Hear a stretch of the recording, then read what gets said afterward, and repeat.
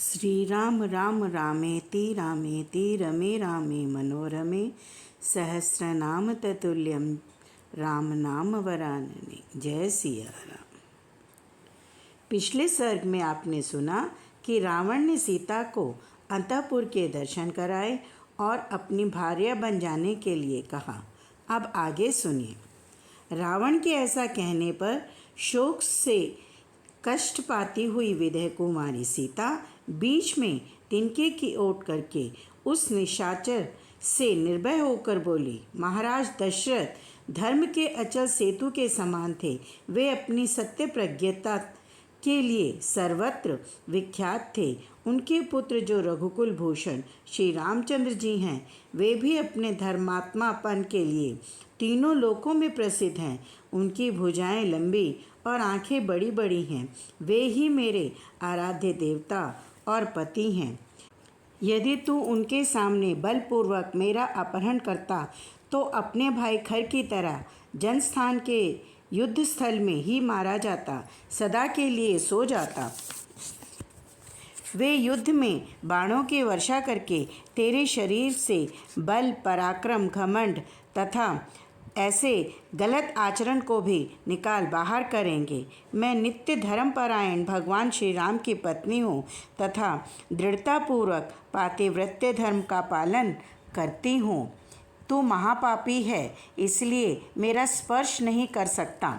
सीता का वह कठोर वचन रोंगटे खड़ी कर देने वाला था। उसे सुनकर रावण ने उनसे भय दिखाने वाली बात कही। मिथिलेश कुमारी, मेरी बात सुन लो। मैं तुम्हें 12 महीने का समय देता हूँ। इतने समय में यदि तुम स्वेच्छापूर्वक मेरे पास नहीं आओगी तो मेरे रसोइये सवेरे का कल्यावा तैयार करने के लिए तुम्हारे शरीर के टुकड़े टुकड़े कर डालेंगे। सीता से ऐसी कठोर बात कहकर शत्रुओं को रुलाने वाले रावण कुपित हो राक्षसियों से इस प्रकार बोला, अपने विकराल रूप के कारण भयंकर दिखाई देने वाली तथा रक्त मांस का आहार करने वाली राक्षसियों, तुम लोग शीघ्र ही इस सीता का अहंकार दूर करो। रावण के इतना कहते ही वे भयंकर दिखाई देने वाली अत्यंत घोर राक्षसियां हाथ जोड़े मैथिली को चारों ओर से घेर कर खड़ी हो गई। तब राजा रावण अपने पैरों के धमाके से पृथ्वी को विदीर्ण करता हुआ सा 2-4 पग चलकर उन भयानक राक्षसियों से बोला, निशाचरियों, तुम लोग मिथिलेश कुमारी सीता को अशोक वाटिका में ले जाओ और चारों ओर से घेर कर वहाँ गूढ़ भाव से इसकी रक्षा करती रहो। रावण के इस प्रकार आदेश देने पर वे राक्षसियां मैथिली को साथ लेकर अशोक वाटिका में चली गईं। वह वाटिका समस्त कामनाओं को फल रूप में प्रदान करने वाले कल्प वृक्षों तथा भांति भांति के फल फूल वाले दूसरे दूसरे वृक्षों से भी भरी थी तथा हर समय मदमत रहने वाले पक्षी उसमें निवास करते थे। जब सीता का लंका में प्रवेश हो गया तब पितामह ब्रह्मा ने इंद्र से इस प्रकार कहा, देवराज, तीनों लोकों के हित और राक्षसों के विनाश के लिए दुरात्मा रावण ने सीता को लंका में पहुंचा दिया। पतिव्रता महाभागा जानकी सदा सुख में ही पत्नी है। इस समय वे अपने पति के दर्शन से वंचित हो गई है और राक्षसियों से घिरी रहने के कारण सदा उन्हीं को अपने सामने देखती है। उनके हृदय में अपने पति के दर्शन की तीव्र लालसा बनी हुई है। सीता दुख के साथ नाना प्रकार की चिंताओं में डूबी रहती है।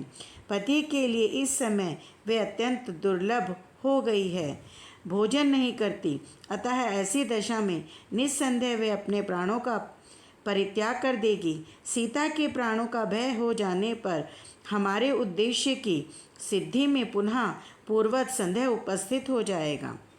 अतः तुम शीघ्र यहाँ से जाकर लंकापुरी में प्रवेश करके सुमुखी सीता से मिलो और उन्हें उत्तम आविष्य प्रदान करो।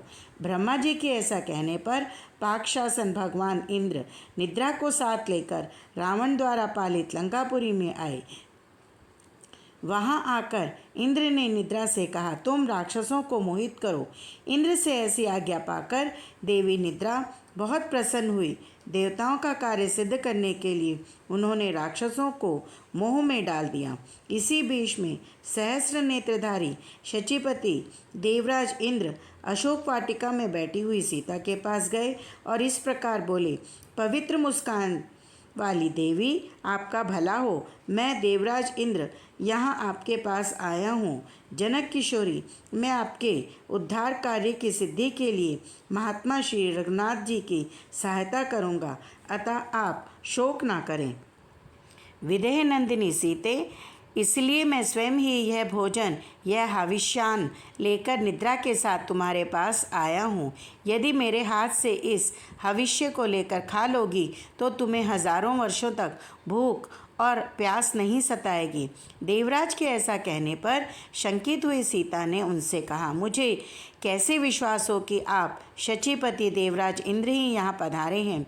देवेंद्र, मैंने राम और लक्ष्मण के समीप देवताओं के लक्षण अपनी आँखों से देखे हैं। यदि आप साक्षात देवराज हैं तो उन्हीं लक्षणों को दिखाइए। सीता की यह बात सुनकर शचीपति इंद्र ने वैसा ही किया। उन्होंने अपने पैरों से पृथ्वी का स्पर्श नहीं किया, आकाश में निराधार खड़े रहे। उनकी आँखों की पलकें नहीं गिरती थी। उन्होंने जो वस्त्र धारण किया था उस पर धूल का स्पर्श नहीं होता था। उनके कंठ में जो पुष्पमाला थी उसके पुष्प कुम्हलाते नहीं थे। देवोचित लक्षणों से इंद्र को पहचानकर सीता बहुत प्रसन्न हुई।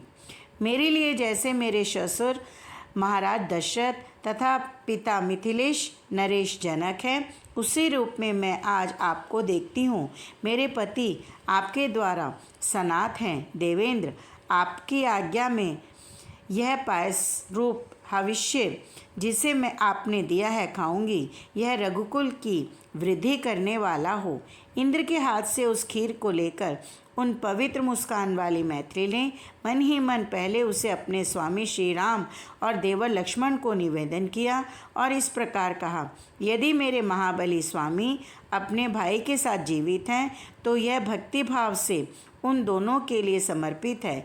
इतना कहने के पश्चात उन्होंने स्वयं उस खीर को खाया। इस प्रकार उस हविष्य को खाकर सुंदर मुख वाली जानकी ने भूख प्यास के कष्ट को त्याग दिया और इंद्र के मुख से श्री राम और लक्ष्मण का समाचार पाकर वे जनक नंदिनी मन ही मन बहुत प्रसन्न हुई।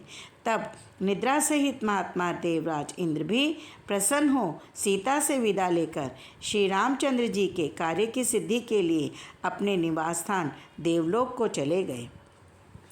इधर मृग रूप से विचरते हुए उस इच्छानुसार रूप धारण करने वाले राक्षस मारीच का वध करके श्री रामचंद्र जी तुरंत ही आश्रम के मार्ग पर लौटे। वे सीता को देखने के लिए जल्दी जल्दी पैर बढ़ाते हुए आ रहे थे। मृग रूपधारी मारीच ने जानबूझकर मेरे स्वर का अनुसरण करते हुए जो आत्र पुकार की थी वह इसलिए कि शायद ही इसे लक्ष्मण सुन सके। सुमित्रानंदन लक्ष्मण वह स्वर सुनते ही सीता के ही भेजने पर उसे अकेली छोड़कर तुरंत मेरे पास यहाँ पहुँचने के लिए चल देंगे। इन सब बातों का श्री राम विचार कर ही रहे थे कि इतने ही में उन्हें लक्ष्मण आते दिखाई दिए। उनकी कांति फीकी पड़ गई थी।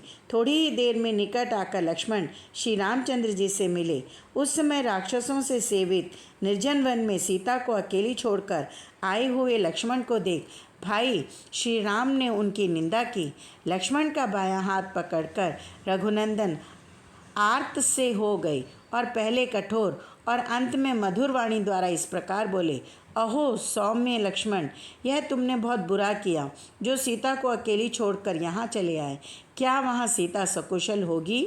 यह राक्षस मृग के समान रूप धारण करके मुझे लुभाकर दूर चला आया था।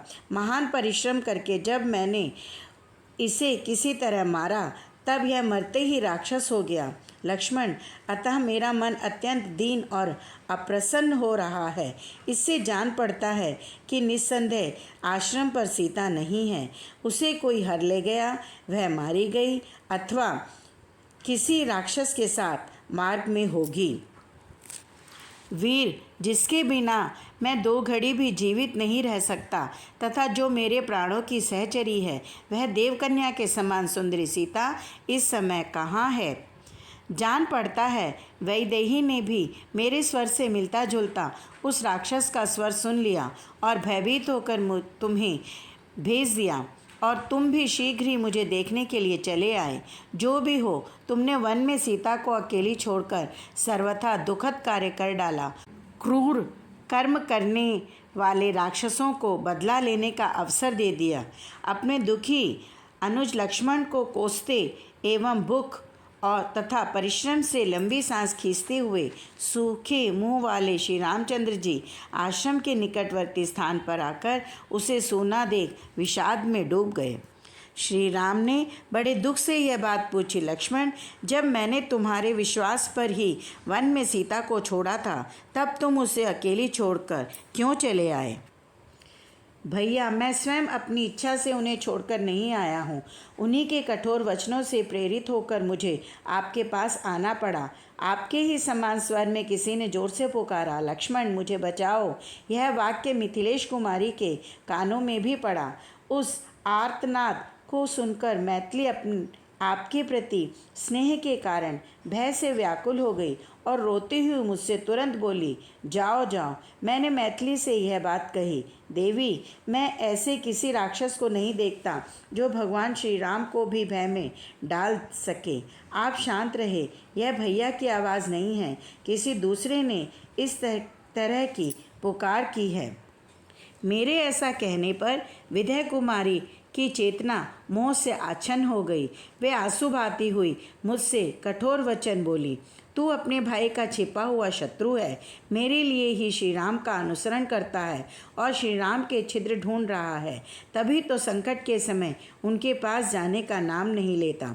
विदय कुमारी के ऐसा कहने पर मैं रोष से भर गया, मेरी आंखें लाल हो गई और क्रोध से मेरे होंठ फड़कने लगे। इस अवस्था में मैं आश्रम से निकल आया। श्री रामचंद्र जी ने प्रयत्नपूर्वक अपनी प्रिय पत्नी सीता को वन में चारों ओर ढूंढा, किंतु कहीं भी उनका पता न लगा। शोक के कारण श्रीमान राम की आंखें लाल हो गई। वे उन्मत्त के समान दिखाई देने लगी। एक वृक्ष से दूसरे वृक्ष के पास दौड़ते हुए वे पर्वतों, नदियों और नदी के किनारे घूमने लगे। शोक से समुद्र में डूबे हुए श्री रामचंद्र जी विलाप करने लगे। वह विलाप करते हुए वृक्षों और पशुओं से सीता का पता पूछने लगे।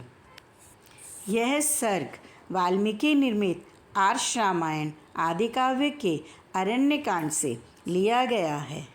जय सिया राम।